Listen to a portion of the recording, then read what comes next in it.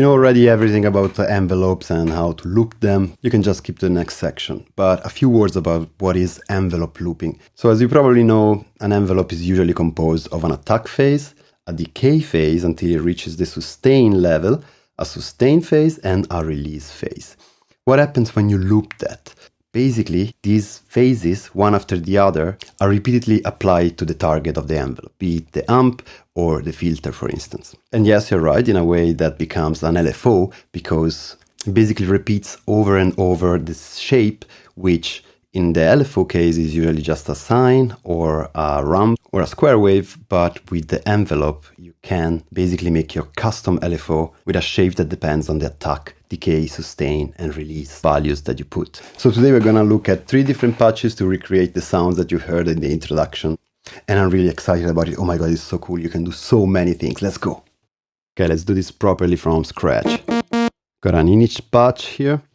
And we want to do this crazy sound. What we're gonna do, we just need to loop the envelope, put latch on both filter and amp, so that now it basically is as if I press this button or any key continuously. And we want to turn off all the oscillator and bring in some noise. Now nothing is playing because the cutoff is completely closed, but watch what happens. Let's start with those at 0 when I put some envelope. You can already see that the envelope is so short, filter envelope, that is creating this kind of audio frequency noise. And now what we have to do is to increase the length of the full envelope. Let's do this via the decay.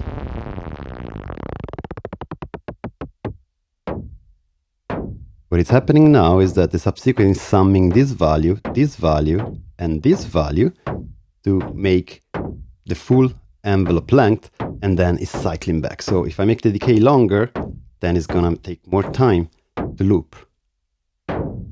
Same for the release.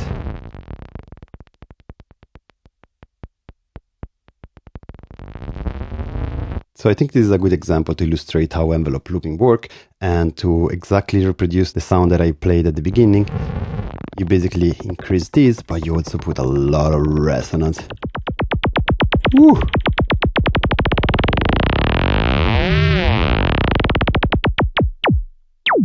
Then you can go crazy with some multi-drive.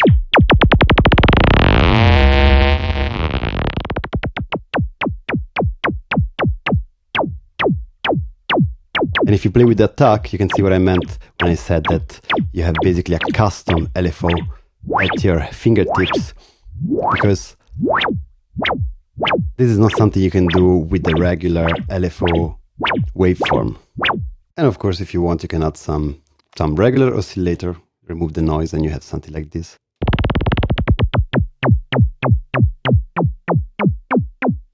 Something that you can play.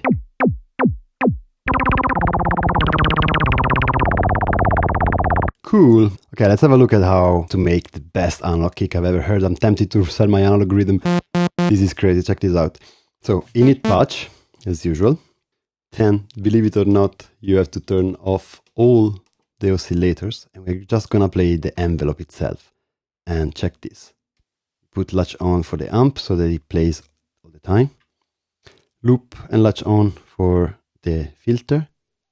A bunch of resonance.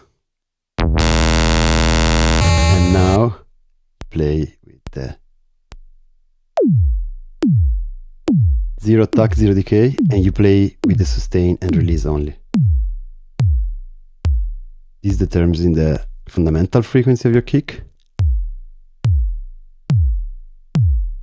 And this determines the length of the decay. By adding a bit of decay, you can make the click even more pronounced. And by tuning the EG amount, you can make it a bit less lasery. But then you might say, well, you could also do that without the loop, right? Just by, keeping the envelope as it is. But As you can see, that's not really the case, because the fact that it loops means that there's no hold phase. It's not like I do this and then I release. The envelope that is looped has the hold phase to 0. So basically it's attack, decay, and then it's gonna release as soon as it reaches the sustain level. So with the hold level of 0, it means that you should do something like this. But as you can see, it doesn't really work. To have this really sharp kick, the only way I found was to use the loop envelope, and that really makes a big change. If you're enjoying this video so far and getting some value out of it, please consider to like and subscribe to the channel. It helps me a lot to give me motivation to keep sharing my production exploration with all of you. Okay, let's go back. Okay, for the last sound, we are gonna use both envelopes together. We're gonna do the following. Loop on both, sync only on the filter, and latch on both. And now check what happens. We play a lower note so that too low, so that it's kind of a bass. And now what we want to do is to have something rhythmical on the filter side. So of course we have to put some of this.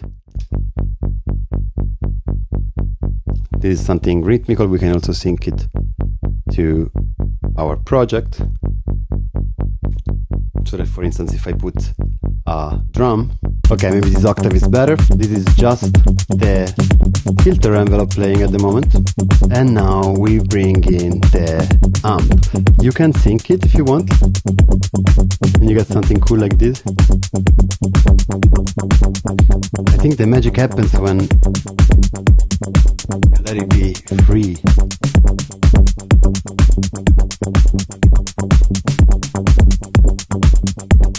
And then start tuning accordingly to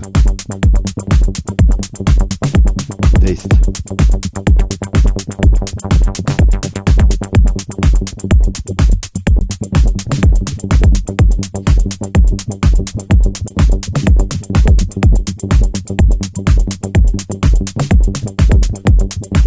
Creating these crazy polyrhythms. Okay, now I'm gonna give you a last tip, and I'm gonna show you a very cool patch that does not involve looping the amp envelope as we did before, but it's the combination of looping the filter envelope with the LFO. So now I have an arpeggiator patch that goes like this when the loop is applied to the filter envelope without syncing.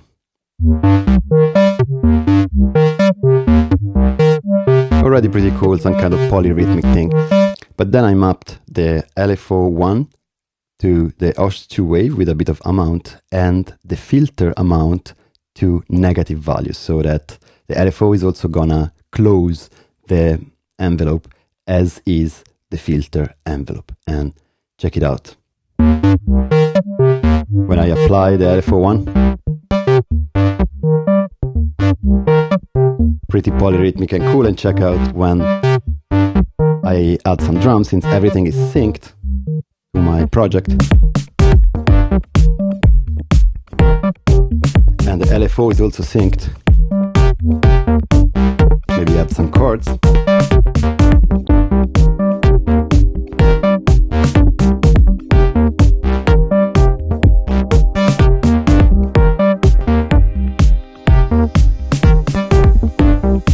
We can change the polyrhythmic vibe by tuning the looping filter.